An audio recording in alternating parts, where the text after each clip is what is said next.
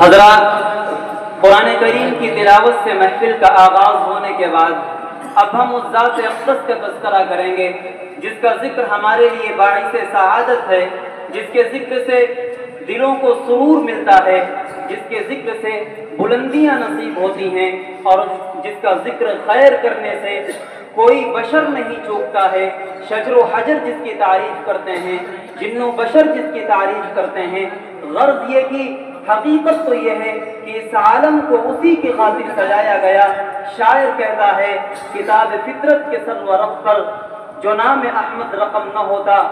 کتاب فطرت کے سر ورق پر جو نام احمد رقم نہ ہوتا تو نقش ہستی ابھر نہ سکتی، وجود لوح و قلم نہ ہوتا۔ حضرات، جس کی تعریف شجر و حجر کرتے ہیں، زمین کی تمام مخلوقات جس کی تعریف کرتی ہیں، ہمارے لیے ضروری ہے کہ ہم سب اس ذات اقدس کی تعریف میں رطب اللسان ہوں، اور اپنی مجلس کو اور اس کے نور کو، اس کی برکات کو تادیر باقی رکھنے کے لیے ہم اس ذات کے ذکر خیر کی برکت حاصل کریں گے جس کا مقام خدا تعالیٰ کے بعد یقیناً ہے، جس کا ذکر خدا تعالیٰ کے بعد یقیناً ہونا چاہیے۔ اور کوئی ذات اگر لائق تعریف رب تعالیٰ کی ذات کے بعد ہے تو وہی ذات ہے۔ آئیے نذرانہ عقیدت و محبت پیش کرنے کے لیے جامعہ ہاضہ کے ایک چھوٹے طالب علم عزیزم ابو طالب صلی اللہ علیہ وسلم کو دعوت سخن دیتا ہوں، تشریف لائیں اور نعت نبی گنگنائیں۔ ہے کمال رتبہ مصطفیٰ بلغ العلا بکمالہ،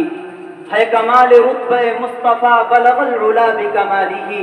یہ اثر ہے ان کے جمال کا کشفت دجا بجمالہ۔ کسی ایک ادا کی تو بات کیا، حسنت جمیع خصالہ، وہ جس نے خدا کا پتہ دیا، صلو علیہ وآلہ۔ عزیزم ابو طالب صلی اللہ علیہ وسلم